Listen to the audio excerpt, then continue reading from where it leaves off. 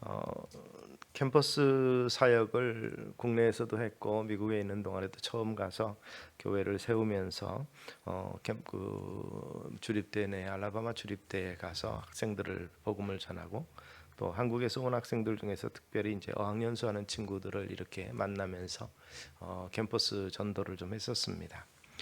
그때에 한국에서도 대학 청년부를 맡아서 쭉 하다가 가서 사실은 기성교회보다는 젊은이들에게 복음을 좀 전하고 싶다 그래서 거기에 내려가서 한 30분 정도 내려가서 그곳에서 복음을 전하고 이렇게 매주 한 번씩 성경 공부도 하고 그러는데 거기서 온 학생들이 이렇게 전도를 하다 보면 그런 얘기를 합니다. 특별히 이 교회 다니지 않던 애들은 그런 그 의문을 가지지 않는데 천주교를 다녔던 또 이제 유아 세례나 영세를 받았던 친구들은 그런 의문을 제기하더라고요. 왜 우리는 기독교를 적대시하지 않는데 왜 목사님들이나 교회 다니는 사람들은 우리는 한 집안이라고 생각하는데 왜 이렇게 비평을 하고 비판을 하십니까? 이렇게 물어보게 되더라고요. 즉 독선적이고 배타적이다 이런 그 인식을 가지고 있다는 것입니다. 그래서 마음에 들지 않고 그래서 싫어요 이렇게 얘기해요. 우리가 가도 괜찮지 않습니까? 그래서 우리는 그런 말씀을 드립니다. 사실 우리는 그 성찬식은 그 열린 성찬식을 가지고 있어서 성부와 성자와 성령의 이름으로 세례받은 모든 사람들이 참여할 수 있습니다. 그러나 그 교회 예배 집례자와 면담을 하고 나서 예수 그리스도의 유일성과 특별히 이 복음에서 말하는 바에 대한 믿음이 확실한 경우 성찬에 참여하도록 열어주고 있습니다. 그래서 그것은 구교만이 아니라 모든 교파가 다 마찬가지입니다. 침례교든 저희가 장로교지만 감리교든 또는 이 순복음이든 모든 계파 사람들 중에서 성부와 성자와 성령의 이름으로 이미 선포된 세례된 자들은 오픈 세레머니라고 해서 커뮤니언에 참석할 수 있습니다. 우리가 그렇게 선포를 하죠. 바로 이 말은 무슨 말이냐면 우리가 결코 타 종교에 대한 비판이 아니라 이 예수 그리스도에 대한 그리고 성부와 성령과 이 성자 예수님에 대한 믿음의 고백이 있으면 되는데 문제는 우리가 알고 있는 바 이 구교는 동방 종교라든지 그런 것들의 영향을 받아서 이 비성경적인 요소가 많다. 그래서 우리는 그 부분에 대해서 사실 뿌리가 같다고 볼 수도 있지만 초기 기독교에서부터 사실 갈라진 것이 사실일세 지금은 하나가 되기를 우리가 소망을 한다. 그러나 그런 면에서 보면 지금 현재의 구교 즉 천주교는 비성경적인 요소를 너무 많이 강조하는 부분이 있어서 그 부분에 대한 나름대로 지적이 있고 그 부분에 대한 진리가 바로 서기를 원하기 때문에 모르면 문제가 되는 것이고 모른다고 해서 그가 죄가 되지 않는 것은 아니기 때문에 그것을 일깨우기 위해서 그렇게 하는 것이다. 그렇다고 해서 우리가 이방 종교들처럼 다른 무속 종교라든지 토속 종교처럼 우리가 천주교를 대하는 것은 아니다라고 설득 아닌 설득을 얘기해봐도 잘 못 알아듣더라고요. 이 말은 무슨 말이냐면 논리로 가지고 예수 그리스도의 유일성과 그리고 하나님의 구속 계획에 대해서 유일하신 예수 그리스도만이 구원의 방편이다라는 것을 설득할 수가 없다는 얘기입니다. 성령께서 함께 하시지 않은 한 왜냐하면 이 구교에 대한 비판의 대상은 다른 유사 사입이나 뭐 이단들 또는 타종교는 상관할 것도 없는데 같은 성부, 성자, 성령의 이름으로 세례를 주는데도 불구하고 이 구속에 있어서 예수 그리스도의 중요성과 유일성에 대해서 부인을 하고 있고 또 다른 구원의 수단을 말하고 있기 때문에 문제가 있다는 것을 그들은 받아들이기 힘들어하는 것이죠. 오직 예수 그리스도. 사도 바울은 사실은 유대인이었고 바리새인이었고 율법에 대해 정통한 학자였습니다. 또 신분적으로도 상당히 그 당시로 보면 유대인 중에 상류였고 당시에 가장 귀한 것으로 여겨졌던 이 피지배면으로서는 어떻게 갖기도 쉽지 않은 태어날 때부터 로마 시민권을 가진 나름대로의 어떤 유지라고 볼 수 있고 잘 나가는 사람이었습니다. 그런데 그가 예수 그리스도를 만나고 나서 삶이 완전히 바뀐 것을 그는 고백을 합니다. 그러면서 자기 스스로도 예수 그리스도의 종이라 이렇게 말합니다. 이 종이라는 것은 소유권이 제게 있는 것이 아니고 주인에게 있다는 것을 고백하는 거죠. 그러한 사회적인 신분이라든지 사내들로부터 큰 권력을 받았던 전력이 있는 사람이 이제는 그가 핍박하던 예수 그리스도의 종이라 스스로 고백하고, 또한 그것으로 끝나는 것이 아니라 로마에 있는 교회를 향해서 너희는 그리스도의 것이라, 그리스도의 소유라는 것을 천명하고 있습니다. 오늘 본문에 로마에 있는 교인들에게 이야기하면서 처음 시작이 뭐냐면 자신의 정체성을 이야기하는데, 나는 예수 그리스도의 종이다. 그리고 너희는 그리스도 안에 있다는 말의 분명한 의미가 뭐냐면 그리스도께 속해 있는 존재라는 것을 강조하고 있다는 사실을 오늘 기억하시고, 7절은 그렇게 말하죠. 로마에서 하나님의 사랑하심을 받고 성도로 부르심을 받은 모든 자, 그리스도 안에 있고 교회에 단순히 출석한다는 것이 아니라 신앙의 고백을 통해서 예수 그리스도를 개인의 구주로 영접한 모든 자에게 하나님 그리고 예수 그리스도로부터 은혜와 평강이 있기를 원하노라. 이 말은 평강을 희구하는 메시지이기도 하지만 또 한편으로는 당연하게도 하나님과 예수 그리스도로 말미암아서 은혜와 평강이 주어진다라는 사실을 선포하고 있는 것입니다. 거기로부터 은혜와 평강이 주어진다. 다른 데로부터 오는 것이 아니라 하나님 아버지와 오직 예수 그리스도로부터 평강과 은혜가 주어진다는 사실을 선포하면서 이 메시지를 전하고 있는 것입니다. 그런 면에서 오늘 그리스도 안에서 우리가 주님의 제자요, 하나님의 자녀요, 거룩한 하나님 나라의 백성된 우리에게 예배에 참석함으로 말미암아 주어지는 은혜와 평강이 곧 우리가 누리는 그 하늘의 소망과 그리고 축복이 되시기를 주의 이름으로 축원합니다. 우리에게 그 같은 은혜가 주어지는 일이 뭡니까? 평강을 우리가 누릴 수 있는 비결에 대해서 바울은 오직 예수 그리스도 그분 때문이라고 말하고 있습니다. 그분 한 분 때문이라고, 다른 수단이 있는 것이 아니라 그분 때문에, 그분이 십자가에 달려 돌아가시고 사흘 만에 다시 죽음의 권세를 깨뜨리고 살아나신 그분과 연합한 우리들, 그리고 하나님의 사랑을 입었다고 표현된 그것 때문에 우리가 참된 평안을 누릴 수 있고, 그것 때문에 우리가 하나님의 거룩한 백성이 된다는 것입니다. 구약의 이스라엘 백성들, 그들은 선민의식을 가지고 아브라함의 후손이기 때문에 당연히 죽으면 천국 가고 하나님의 백성으로서 이 땅에서도 풍성함을 누리고 그리고 내세에 대한 소망이 있다고 여겨졌는데, 그들을 향해서 예수님은 회개하라, 천국이 가까웠느니라, 회개하라고 말씀합니다. 회개하고 복음을 믿으라고 선포하셨던 것을 우리는 기억하시기 바랍니다. 세례 요한은 바로 그 같은 예수님의 오심을 전하던 마지막 선지자였습니다. 구약에 예언된 모든 것이 성취된 메시아가 이 땅에 오신 우리의 왕이며 주 되신 그분이 와서 그 나라를 시작하는 것에 대한 선포를 했던 마지막 선지자. 그래서 예수님은 그를 선지자 중 가장 큰 자라. 그러나 또 다른 소망을 우리에게 주는 것은 너희는 그보다 크니라. 마지막을 선포했고 예수님의 오심을 전했던 그 선지자는 하나님의 사람으로서 우리가 귀하게 생각하는데, 너희는 그들보다 귀하다고 그랬습니다. 왜냐하면 예수 그리스도를 영접한, 하나님의 사랑을 입은 하나님의 자녀가 되는 권세를 누릴 자들이기 때문에. 그 이유가 어디 있다고요? 바로 예수 그리스도 때문에.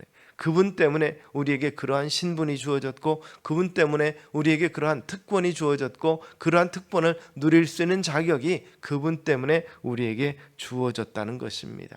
복음이 복된 소식 아닙니까? 세상을 창조하신 하나님께서 그리스도를 보내서 인류를 구원한 소식이 복된 소식이고, 복음을 믿으라고 말한 것은 곧 나를 믿으라고 말씀하신 것이요, 어둠 가운데 이 빛이 없는 곳에 빛으로 오셔서 우리에게 생명의 빛을 주신 그분을 믿는 것, 그분이 우리의 구원의 주시라는 것을 믿는 것, 그리고 그의 소속된 그의 것이라고 믿는 것이 바로 이 가장 큰 복된 소식, 하나님의 복음이라는 것입니다. 1절에 바울은 그렇게 말합니다. 사도로 부르심을 받아 하나님의 복음을 위하여 택정함을 입었으니. 그냥 복음을 위해서 택정함을 입었다는 게 아니라 하나님의 복음이라는 하나님의 소유권을 주장합니다. 이 복음, 복된 소식, 구원의 소식, 구원의 능력, 이 권능이 바로 하나님의 것이라, 하나님으로부터 이루어진 것이다. 그러므로 하나님을 믿고 예수 그리스도를 개인의 구주로 영접하는 모든 자에게 주어지는 은혜와 축복이 있다는 사실을, 그래서 복음의 기원이 사람이 아니라 하나님이라고 바울은 선포하는 것입니다. 사람이 만들어낸 사상이나 철학이 아니라는 것이죠. 하나님이 세우신, 하나님이 실행하시고 하나님이 완성하시는 모든 것이 하나님으로부터 시작이 되고 하나님으로 끝나는 알파와 오메가 되시는 그분께서 계획하신 가운데서 우리에게 주어지는 영원 불변하신 그 계획에서 나온 것이라는 사실을 인식하라. 이렇게 먼저 선포하고 있는 거죠. 우리가 구원받는 것 하나님의 섭리, 하나님의 계획 때문이다. 우리가 잘해서 받는 거 아니고 우리가 쓸만한 뭔가가 있어서 되는 것이 아니라 전적인 하나님의 전적인 은혜로, 그 전능하심으로 택정하여 주신 그 은혜로 말미암은 것이라는 것을 강조하고 있는 것이죠. 전능하신 하나님께서 주신 복음이기에 어떠한 사람이라도 구원할 수 있고 어떤 것으로도 대치될 수가 없는 것입니다. 우리 안에 있는 한계로 인해서 사람은 얼마든지 변할 수 있습니다. 베드로도 장담했죠. 주님과 함께 죽으러 간다고 얘기할 수 있었고 결코 죽기까지 주님을 배반하지 않겠습니다 했지만 상황이 변하니까 어떻습니까? 믿음이 든든하지 않고 확신이 없으니까 조그마한 여자 계집종의 이 고발로 인해서 스스로 부인하고 예수님을 저주하고 그 같은 이 부끄러운 역사가 있었던 것을 우리는 생각해 봅니다. 이 복음은 단순히 예수님께서 오셔서 갑자기 시작한 것이 아니라 구약에서도 연계됐다고 말합니다. 하나님이 선지자들로 말미암아 그 아들에 관하여 성경에 미리 약속하신 것이고 그 약속이 때가 참에 이루어지신 것이라고 분명히 이야기합니다. 그리고 자기를 비어 종의 형체를 가져 사람들과 같이 되었고 사람의 모양으로 나타나셨으며 자기를 낮추시고 죽기까지 복종하셨으니 곧 십자가의 죽음이시라. 이 약속을 성취하시는 하나님, 그분은 변함없으시고 그 약속을 이루기 위해서 순종을, 죽음으로 이 순종하신 주님의 은혜가 있기 때문에, 그 순종이 있기 때문에 우리의 생명의 근거가 거기 있다는 사실을 이야기합니다. 이 약속에 신실하신 예수 그리스도만이 유일하고 절대적이므로 우리는 예수 그리스도만을 구원의 주체로서 믿고 그분만을 전할 수 있는 믿음의 사람이 되시기를 소망합니다. 요즘의 사람들은 이 공감 이런 걸 이야기합니다. 다른 사람에게 공감력을 가지고 있고 그리고 사람을 이해하고 배려하는 것을 사회성을 가진 사람의 최대의 미덕이라 이렇게 생각하는데, 예수님께서 이 땅에 오셨는데 자기를 비워서 종의 형상으로까지 낮춰지신 것은 뭡니까? 바로 우리와 같이 공감하기 위해서. 그래서 친히 채찍에 맞음으로 우리가 그 아픔을 우리와 함께 공감을 하셨고 죄인의 몸으로 오셔서 죄인의 고통과 가난과 멸시와 모든 것을 겪으셨던 것을 우리는 기억하시기를 바랍니다. 그래서 히브리 기자는 자기가 시험을 받아 고난당하셨은즉 시험 받는 자들을 능히 도우시느니라. 우리는 스스로 많은 경험을 다 할 수가 없지만 주님은 모든 것을 경험하셨고 모든 것을 아시고 모든 것을 치유하고 회복하실 수 있는 분입니다. 그분 앞에 서게 된 모든 환자들이 나음을 입었고 또 그분이 아니다 할지라도 그분을 믿는 베드로와 요한으로 인해서 예수 그리스도 이름으로부터 예수 그리스도의 능력으로 말미암아서 결국 날 때부터 일어서지 못하는 자가 춤추며 뛰며 하나님을 찬미했던 거룩한 이 생명의 회복의 역사가 나타났던 것을 우리는 기억하실 수 있게 되기를 바랍니다. 그래서 정말 우리의 삶을 붙잡아 주시는 그분의 손길 또 그분의 인도하심이 우리의 생명이 된다는 사실을 우리는 기억하실 수 있게 되기를 바랍니다. 모든 사람이 죄를 범하였으며 하나님의 영광이 이르지 못한다고 그랬는데 이제는 우리는 그 자리가 아닌 새로운 자리에 서게 될 수 있도록 예수 그리스도께서 우리에게 은혜 베풀어 주신 것입니다. 우리가 아직 죄인 되었을 때 그리스도께서 우리를 위하여 죽으심으로 하나님께서 우리에 대한 자기의 사랑을 확정하셨느니라. 하나님이 세상을 이처럼 사랑하사 독생자를 주셨다는 그 내용을 바울은 그렇게 해석을 합니다. 죄인 되었을 때 우리를 위해서 죽으심으로 하나님께서 우리에 대한 자기 사랑을 확정하셨느니라. 이 요한복음 3장 16절에서 말하는 명망하지 아니하고 영생을 얻게 하려 하는 하나님의 계획에 대해서 분명한 선포가 여기 있다고 말하는 것입니다. 그래서 이 복음은 바로 우리를 향하신 하나님의 사랑을 이야기합니다. 그래서 어떤 분은 그렇게 표현합니다. 복음은 우리를 향한 하나님의 러브 스토리라. 그래서 사랑하는 자기 백성을 향한 그 사랑의 이야기가 다 담겨 있다, 이렇게 표현합니다. 그런데 그 사랑은 우리가 이미 알고 있는 아가페 사랑이요, 조건 없는 사랑이라는 것이죠. 그것이 곧 오직 복음이며 오직 예수를 붙잡아야 되는 근거가 되고 이유가 되는 것입니다. 성결의 영으로는 죽은 자들 가운데서 부활하사 능력으로 하나님의 아들로 선포되셨으니 곧 우리 주 예수 그리스도시니라. 4절은 그렇게 말하죠. 바로 우리 주니라, 이렇게 말합니다. 너희는 바로 그의 것이라. 우리 인생들을 괴롭히는 죄의 세력, 죽음의 세력, 사단의 세력을 부활하심으로 다 이기셨고 우리를 그 핏값으로 사셔서 그의 소유로 삼으셨던 것이죠. 그런데 바로 그분께서, 그분의 이름이 그분과 함께하게 되고 그분의 이름으로 말미암아서 은과 금은 내게 없거니와 내게 있는 것으로 내게 주느니 곧 나사렛 예수 그리스도의 이름으로 일어나 걸으라고 외칠 때 일어나는 역사가 있었던 것을 우리는 기억하실 수 있게 되기 바랍니다. 율법은 우리에게 죄의식을 주고 공포를 일으키고 형벌의 두려움을 가지게 하지만 부활하신 주님, 그 부활의 주님의 복음은 우리에게 영생의 소망을 주시고 천국의 소망을 우리에게 주심을 우리가 기억하실 수 있기를 바랍니다. 이 복음은 그래서 승리의 능력이 된다고 바울은 이야기하고 있습니다. 그래서 바울은 그런 면에서 자기의 삶을 주님께 맡기고 그 목표를 향해서 달려간다. 나의 달려갈 길을 다 간다고 말하고 달려갈 길을 마쳤다고도 고백할 수 있었던 것. 삶의 근본 문제를 해결해 주시는 오직 복음, 오직 예수의 유일하심과 그리고 절대성 때문에 우리 주님을 붙잡아야 되고 또 그것을 전해야 된다는 사실을 기억하시기 바랍니다. 그리고 중복해서 말씀드린다면 그 같은 일이 얼마나 우리에게 복된 일이냐를 성경은 이야기하고 이 바울은 오늘 그것을 선포합니다. 그 예수를 믿는 것, 그 예수를 전하는 것, 그 예수 안에 있는 것, 그의 소속이 된 것, 그의 것이 된 것이 큰 축복이라, 이렇게 이야기하고 있는 것입니다. 결국 로마에서 사랑을 받고 성도로 부르심을 받은 것보다 큰 은혜가 그리고 큰 축복이 없다는 것을 이야기합니다. 그리고 그 은혜와 축복받은 자에게 주어지는 하나님으로부터 오는 그 큰 선물은 뭡니까?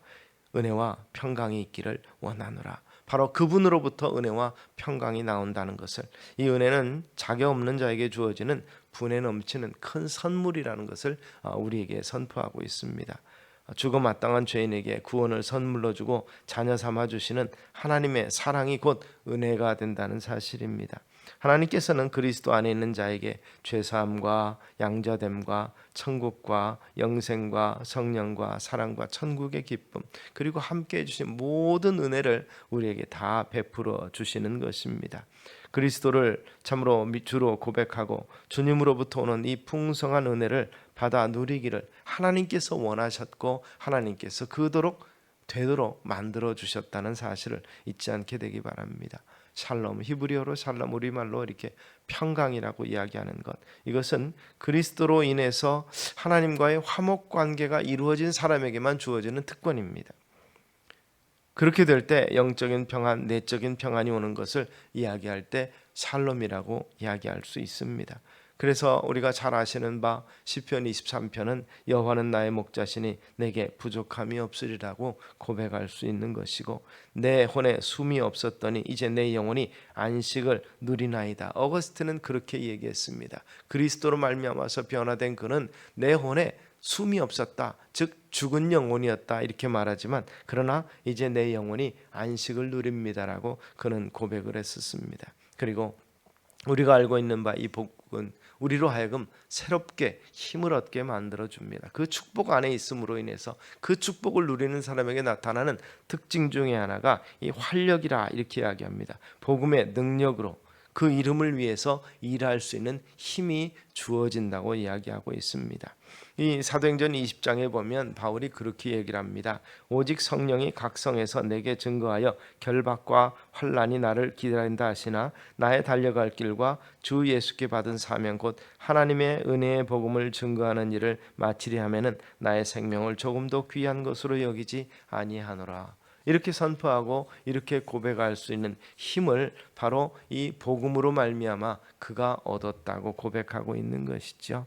우리를 부르신 그리고 우리에게 생명 주신 이유가 복음을 위해서 그 이름을 위해서라고 우리에게도 그러한 사명이 주어졌다고 자기 사명을 이야기하면서 바울은 이것을 선포하면서 참으로 그런 면에서 보면 그가 마지막까지 이 같은 사명을 감당하도록 하기 위해서 그를 부르셨고 그 이름을 위해서 일하게 하셨고 그 이름으로 인하여서 이제는 그 영광의 자리에 참여하게 만들어졌다고 선포하면서 우리를 부르신 것도 그 이름과 그 영광을 위해서였고 우리가 아직 이 땅에 생명이 남아있는 것도 남은 삶을 동안에 이 복음을 위해서 그 이름을 위해서 살도록 하기 위해서라는 것을 바울은 우리에게 알게 하기를 원하는 것입니다. 각 가정과 직장과 어느 곳에 있든지 그곳에서 빛이 되고 소금이 되고 거룩한 향기가 되도록 하기 위해서 아직도 우리의 생명을 이 땅에 놓아두시면서 비록 어떤 때는 힘들고 어떤 때는 고난이 오고 어떤 때는 외롭고 정말 이 곤고한 날이 올지라도 그럼에도 불구하고 우리를 놔두시는 분명한 목적이 있다는 것입니다. 그래서 그것으로 인해서 모든 그 목적이 환경을 이기게 하고 절망과 과거의 약함을 이기게 한다는 사실을 믿으시는 우리 성도님들 되시기를 소망합니다. 그래서 성경은 우리의 삶을 하나님의 백성으로 합당한 삶으로 바르게 한다고 디모데를 가르치면서 이것을 사람들에게 가르치라고 이야기하고 있는 것입니다.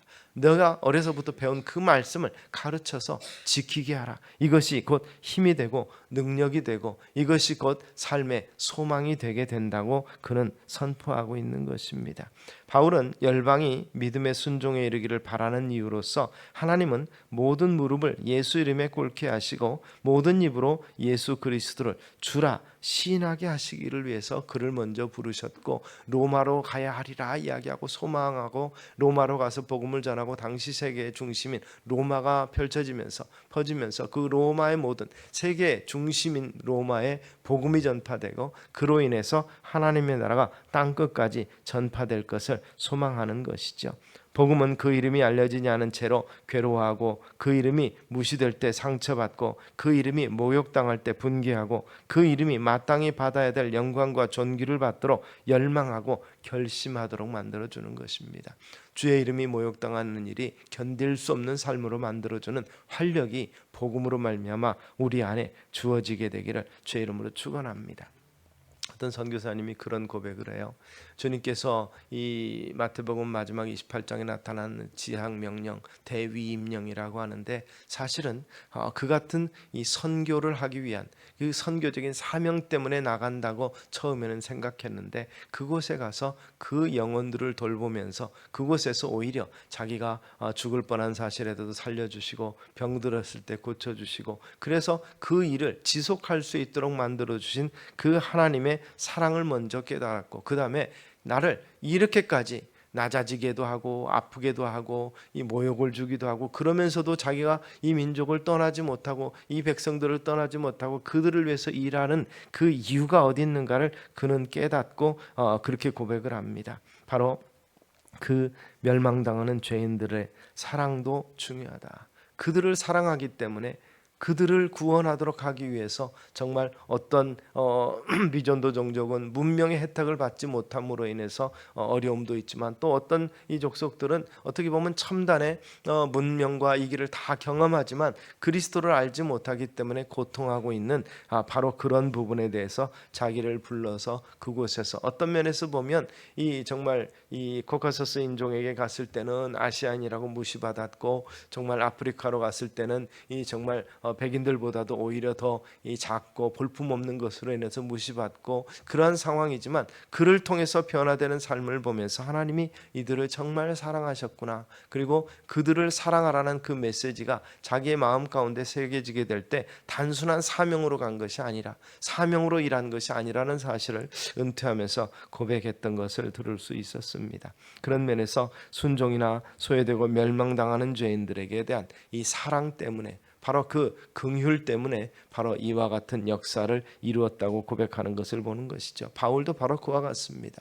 바로 그 같은 모든 족속으로 바로 제자 삼는 사역, 그 중요하지만 그들을 향한 사랑 없이 그 일이 불가능했다는 것을 이야기하는 것을 우리는 기억하시기를 바랍니다. 그래서 이 복음에는 바로 우리가 감당할 수 없는 받은 바 그 사랑을 전할 수 있는 힘과 원동력을 우리에게 허락하신다는 사실을, 그래서 이 로마 성도를 간절히 보기 원하면서 신령한 사를 나누어 주어서 그들의 신앙을 견고하게 하기를 원한다. 그는 그렇게 고백합니다. 그 신령한 사, 그 신령한 사에 대해서 이 15절에는 그렇게 말합니다. 그러므로 나는 할 수 있는 대로 로마에 있는 너희에게도 복음 전하기를 원하노라. 바로 그 신령한 은사, 복음으로 말미암은 은혜와 평강의 신령한 은사가 바로 이 로마인들에게, 로마에 있는 성도들에게 주어지기를 원한다. 그래서 세상 끝까지 정말 그 당시로 보면 지중해 연안에서 지중해 끝이 세상 끝인 것으로 새겨지는 그곳까지도 복음을 전하면서 그 이름을 위해서 살고 싶었고, 그 이름을 인하여서 자기 삶이 다하도록 헌신했던 바울을 우리는 기억하고, 바울을 그렇게까지 헌신할 수 있게 만들어 주었던 능력이 뭔가? 그는 복음이라, 그리고 예수 그리스도께 속한 존재이기 때문이라고 그는 이야기해서, 참 쉽게 표현하면 복음의 열정이 있는 사람 이렇게 표현하지만, 또 다른 표현으로 그를 심하게 표현한다면 복음에 미친 사람이라 이렇게 말할 수 있을 것입니다. 오직 복음, 오직 예수만이 우리 인생의 그리고 모든 인류의 소망 되시고, 그리고 우리를 통해서 바로 그 같은 역사가 이루어지기를 우리 하나님께서 지금도 기대하고 계신다는 사실을 다시 한번 기억하심으로, 예수 때문에 살고 예수 안에서 살고 또 예수로 말미암은 그 은혜와 평강을 누리면서 우리가 누리는 평강을 전파할 수 있는 우리 성도님들 되시기를 주의 이름으로 축원합니다. 기도하겠습니다.